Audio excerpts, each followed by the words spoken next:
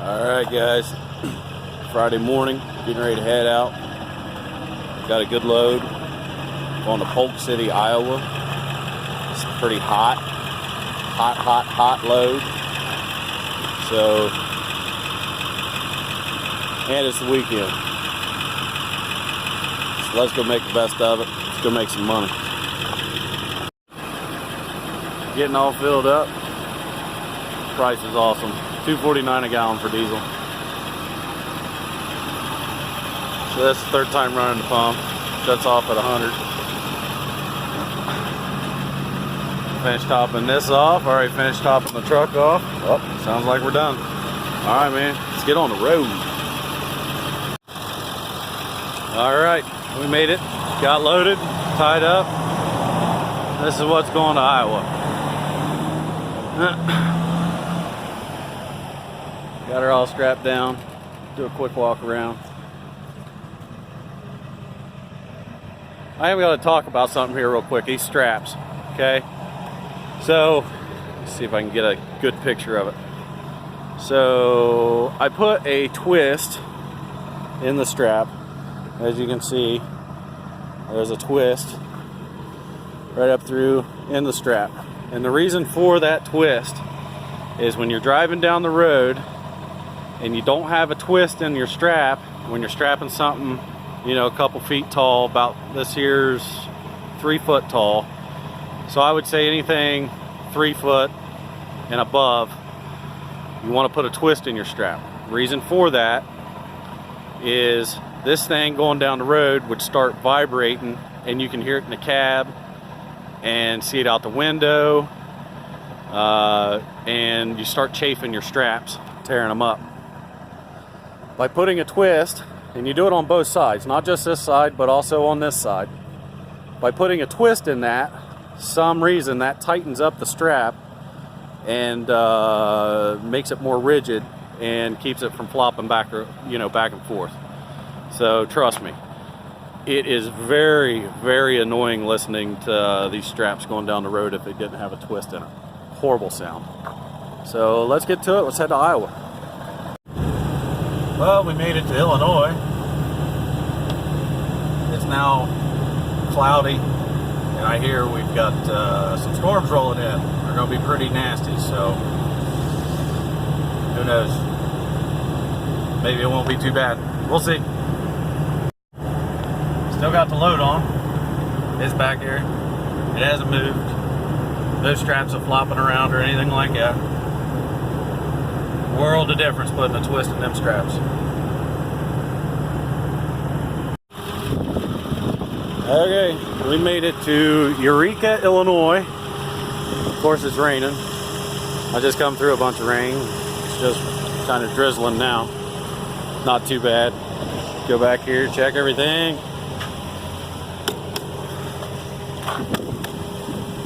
So I'll take my 30-minute break here and get back on the road. Not a bad place. Little gas station had a Subway.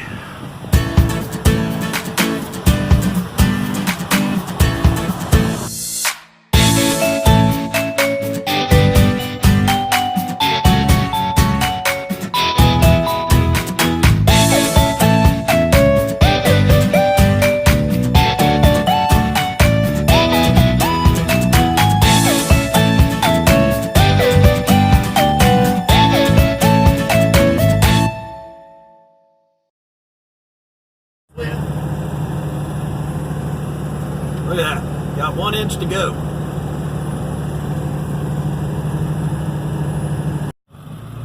Alright, we just got here. Gonna get this thing unloaded and get back to Iowa 80 truck stop. So we'll get in here, get spun around, and I will be the one unloading it. There ain't nobody here. I'll use that. That'll work. Alright.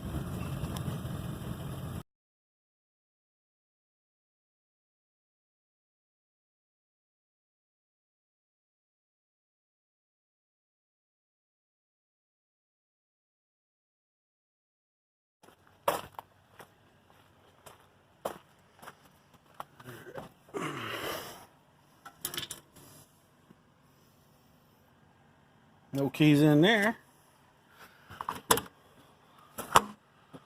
Fire extinguisher. Maybe the keys are in there.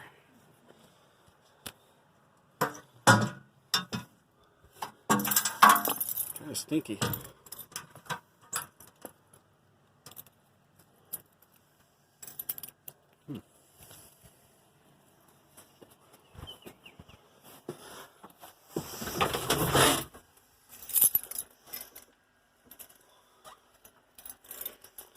Let's see. Where's this go? Oh, that goes right in there. She's making noise. It's a good sign, boys.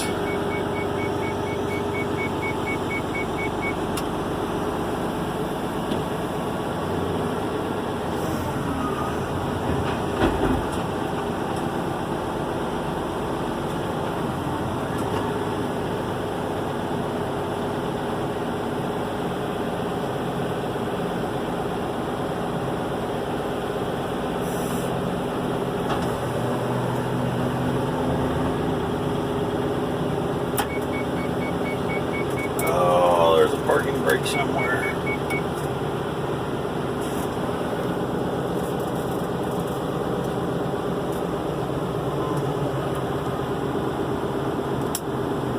Yeah, I think that was it. Parking brake. Hey, hey, hey.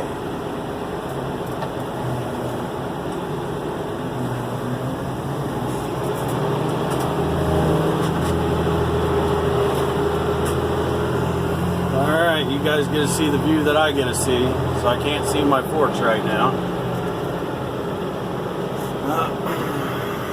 So let's see what we can do about that.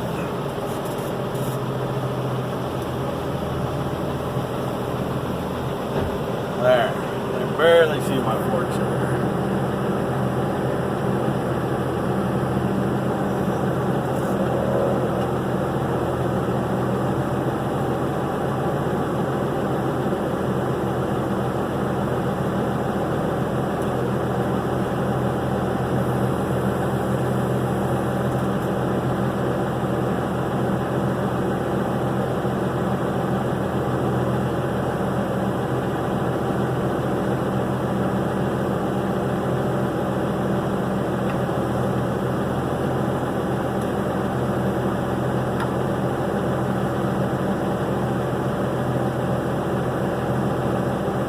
We got her.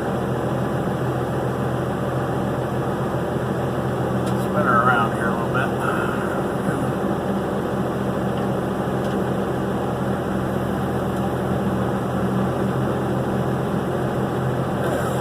Now we can go on in.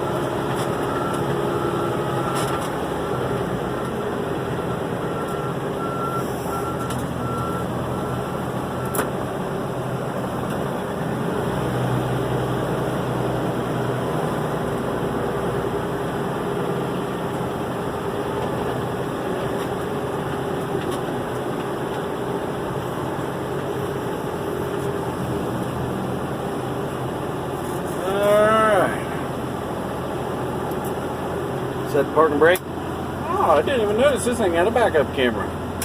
That's pretty.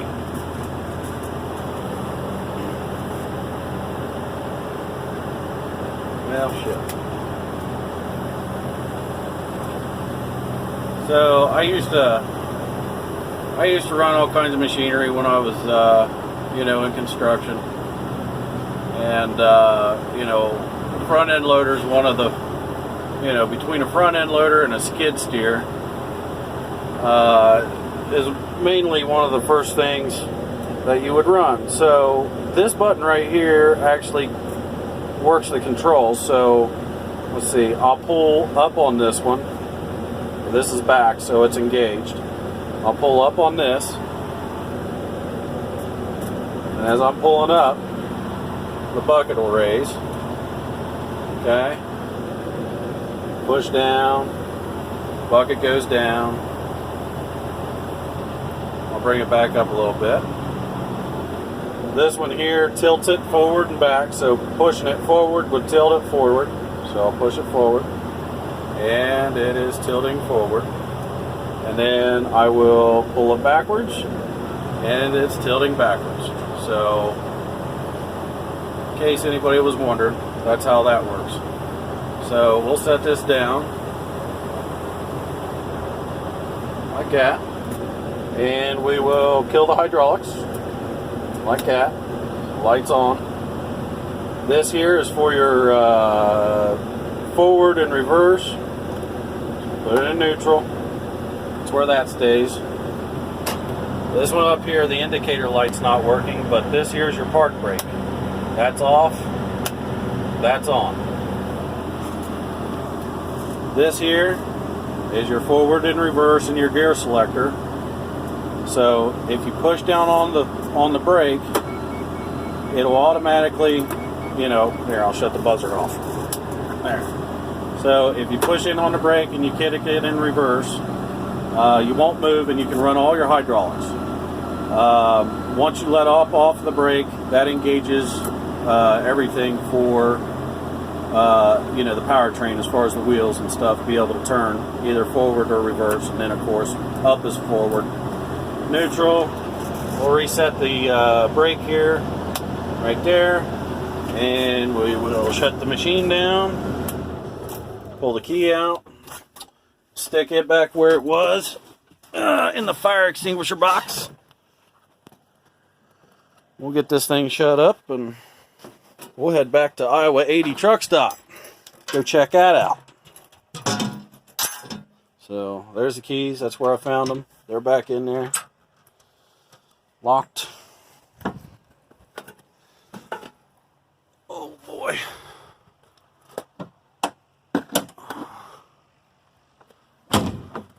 That's shut back up. That big clam bucket for the crane. So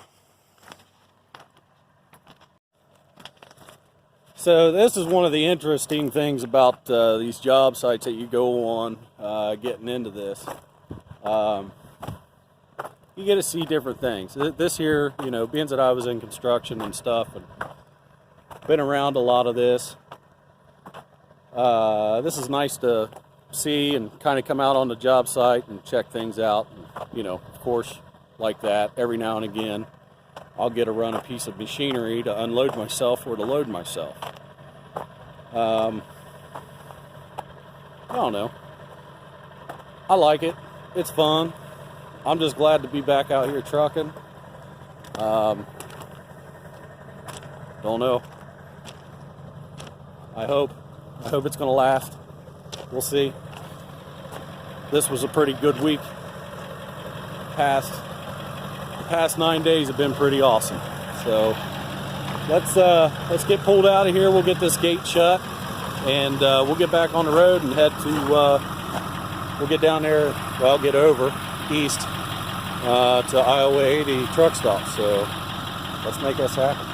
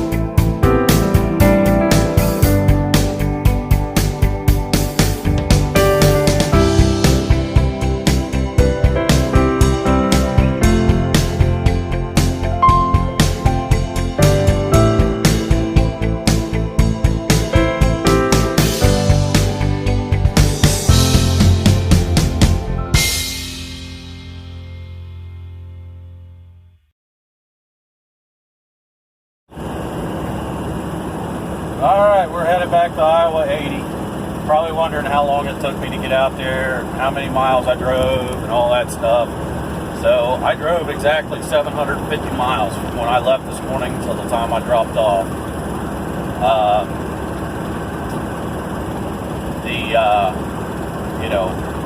It took me 10 and a half hours, or actually no, it took me longer than that. It took me 10 hours and 48 minutes to drive out there, to get there, drive time. And, the rest of the time throughout the day, it was, pre-trip, half-hour break, load, and of course unload. Now we're headed back. So, out here in the hotshot world, or in the trucking world, even though I'm in a pickup truck pulling a trailer, I still have to follow DOT regulation as a commercial vehicle. So, what that means is I'm only allowed to be on the clock for 14 hours a day. So, out of that 14 hours, I'm only allowed to drive 11 hours. And within that 14 hours, I have to do a pre-trip, and I have to take a 30-minute lunch break off the clock for 30 minutes. And if I have to pick up or deliver, I've got to load and unload within that time, and only drive for 11 hours. So I just drove almost that 11 hours and used up almost all my time for the day. Sorry, it's dark out. This is what, you're just going to have to see a shadow of me, I guess, or listen to me talk. But,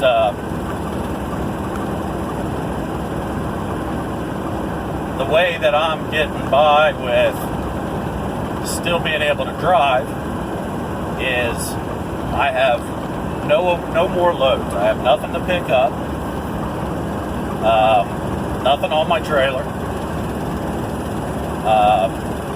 and I'm able to go on personal conveyance at that point. Personal conveyance, there's no law or regulation as of yet on how many hours you can drive on personal conveyance or how many miles you're allowed to go on personal conveyance. I imagine that, sometime here soon, that'll change. I would say within the next year. If I had another load to go pick up, or if I still had something on my trailer, I would have parked the truck back there, and that's where I would have stayed until morning, until I'd done my 10-hour break.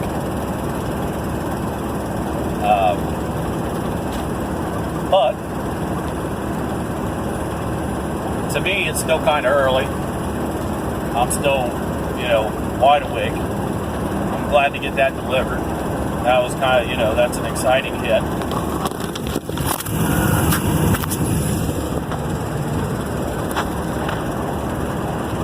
The road's awful bumpy. So, glad to get that delivered. I want to get back here to Iowa 80 truck stop. And while I'm there, I'll go ahead and I'll just grab my dinner there and, walk around. Maybe I'll video some of it. You guys can check it out. I've never been there at night, so I don't know if certain parts of it close, but it is a pretty awesome truck stop.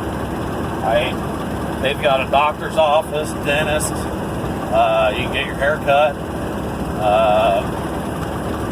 you can get your truck chromed out. They got a chrome shop, you can get it worked on, whatever. I think they actually have a hotel there. Not for sure. I think they do. But they've got an old truck museum. Throughout the truck stop, they actually have like an old Jeep and some old cars sitting in there. It's pretty sweet setup. But this will be the first time I've been there at night, so we'll definitely check that out. I'll take some video in there. We'll check it out. I'm going to get the woman a coffee cup, Try to butter her up a little bit for me being gone on, on a Friday night. I typically don't do that. The way that I got it set up with her is, Monday through Friday. If there's a load or if I'm out on the road, then that's just what it is. But the weekends, it's important to be home and spend time with your loved ones. You never know how long you have with them.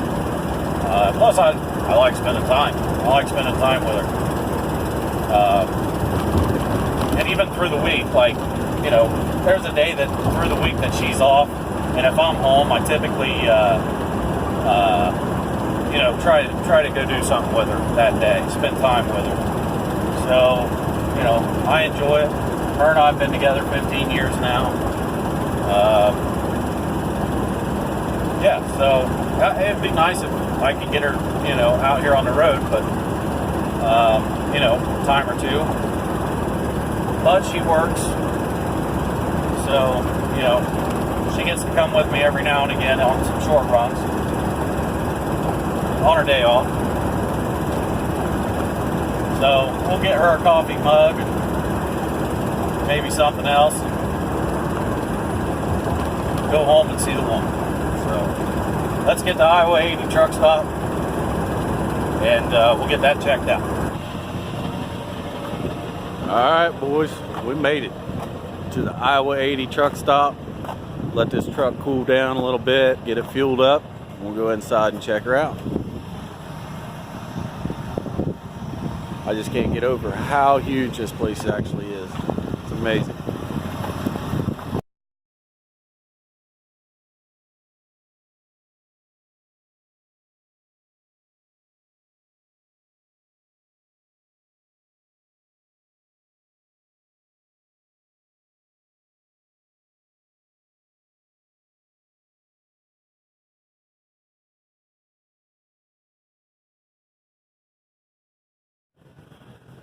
Man, I tell you, this place is an owner-operator's dream. I mean, they've got anything and everything that you could possibly do or think of for a truck.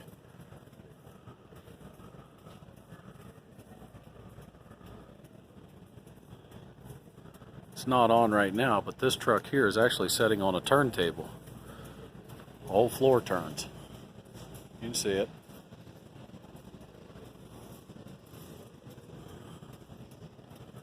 I mean, it's just phenomenal.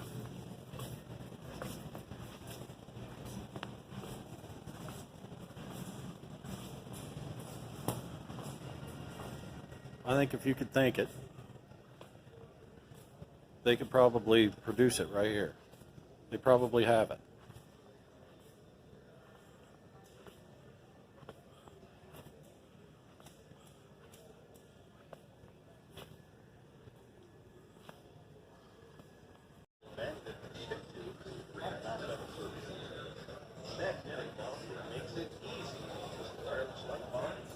Got a whole truck and trailer in here.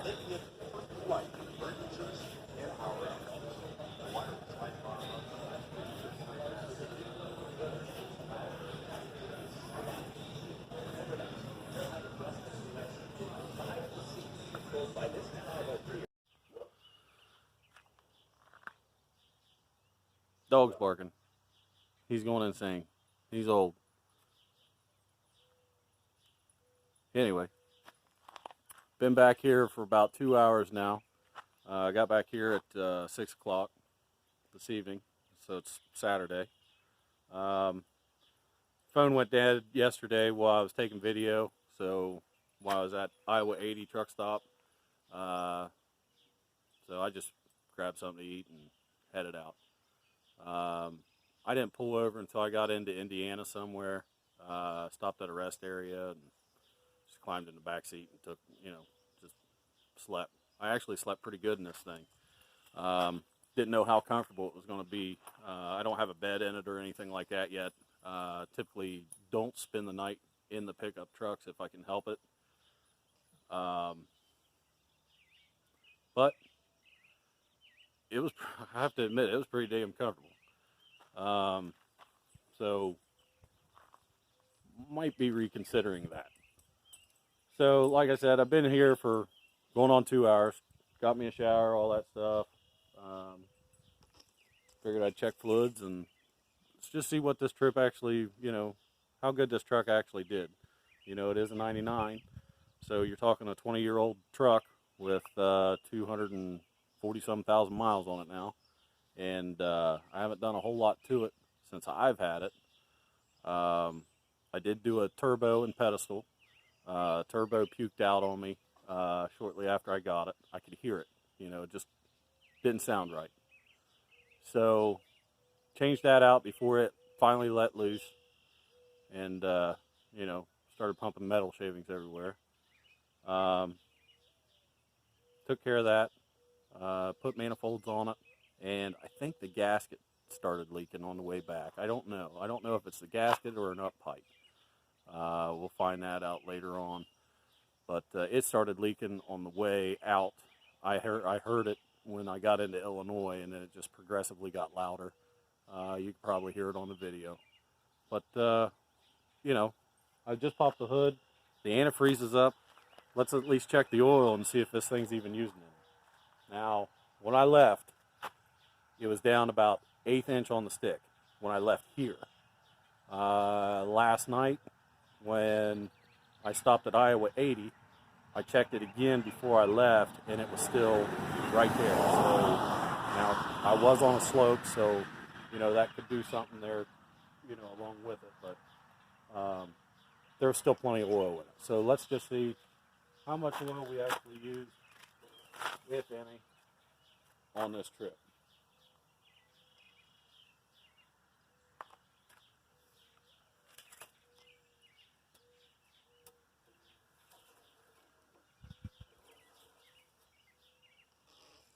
Nope, didn't use any. Right there. That's exactly where it was when I pulled out of here 2 days ago, or yesterday morning. So I can't complain about that.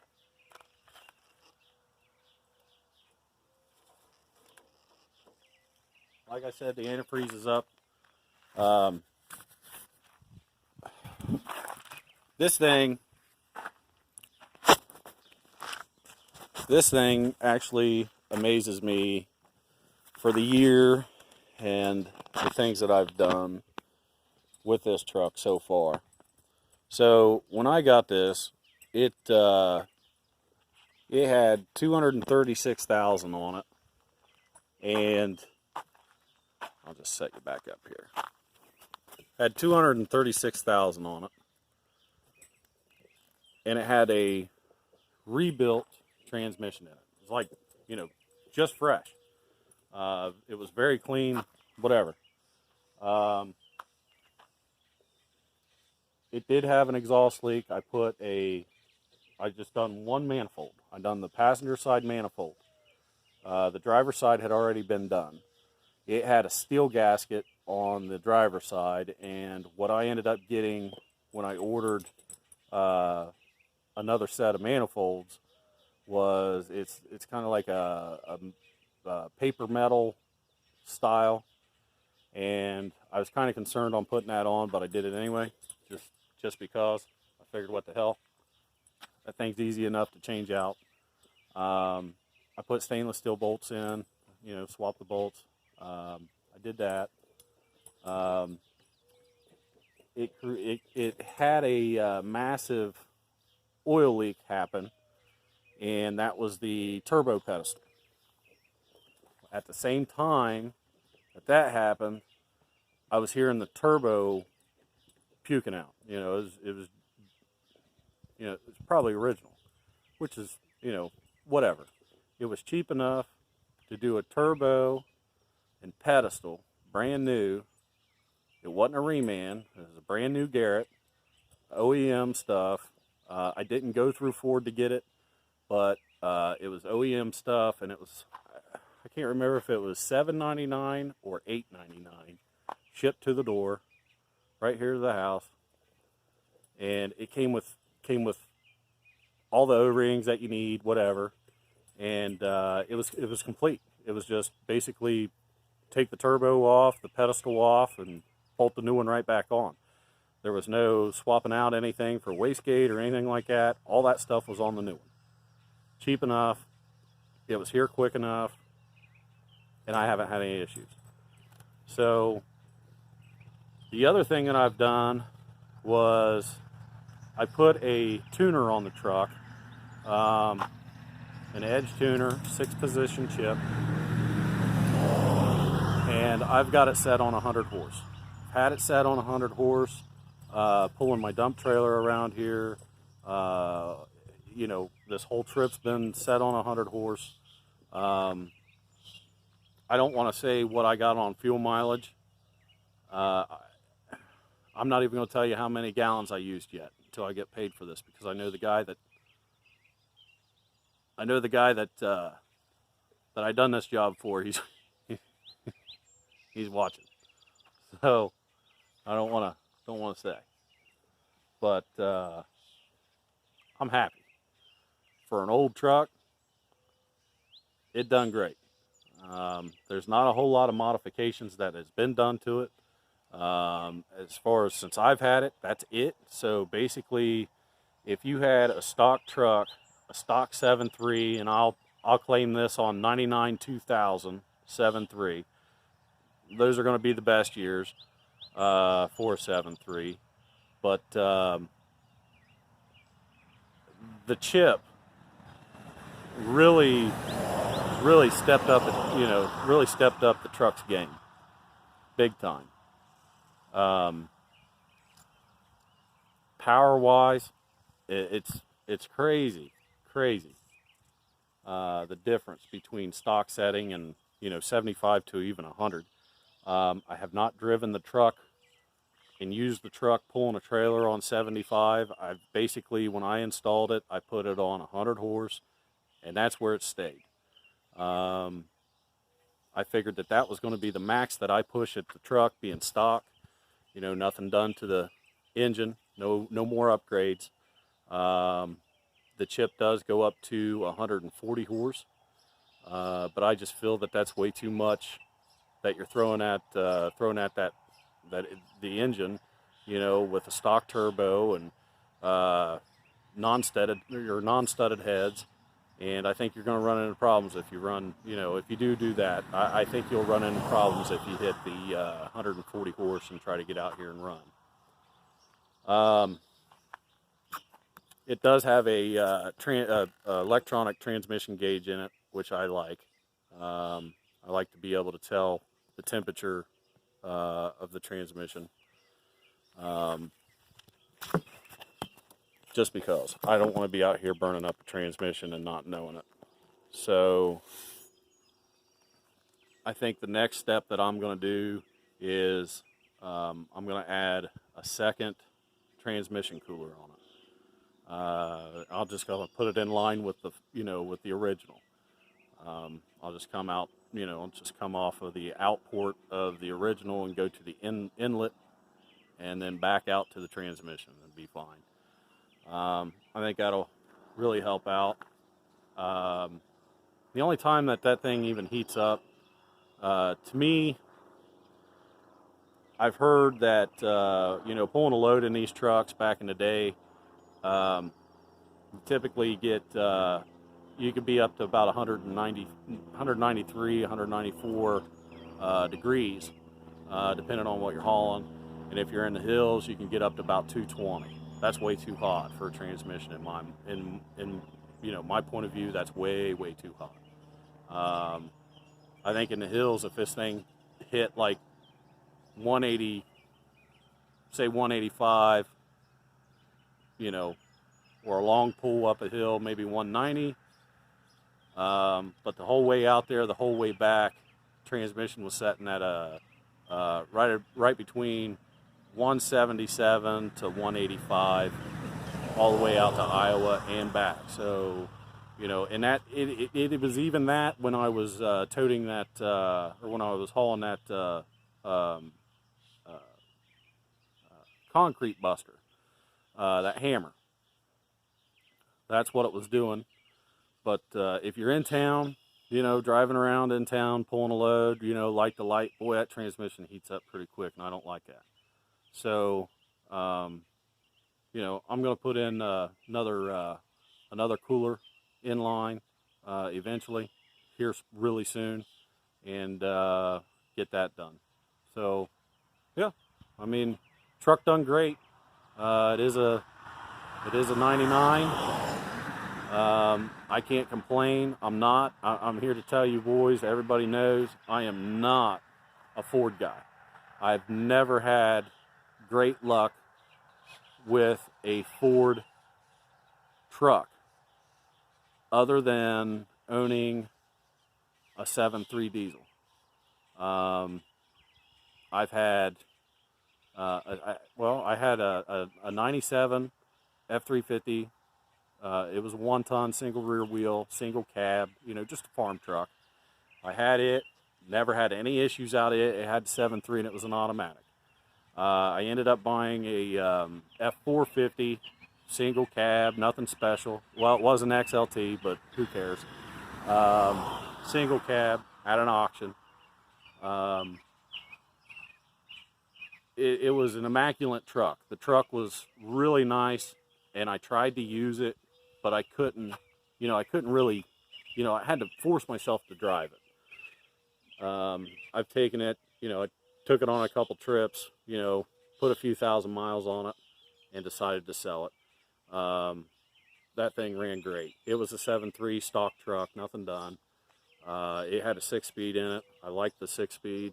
It's one thing that I wish that this truck had. You know, the older models, I would prefer a manual over a standard in the older years.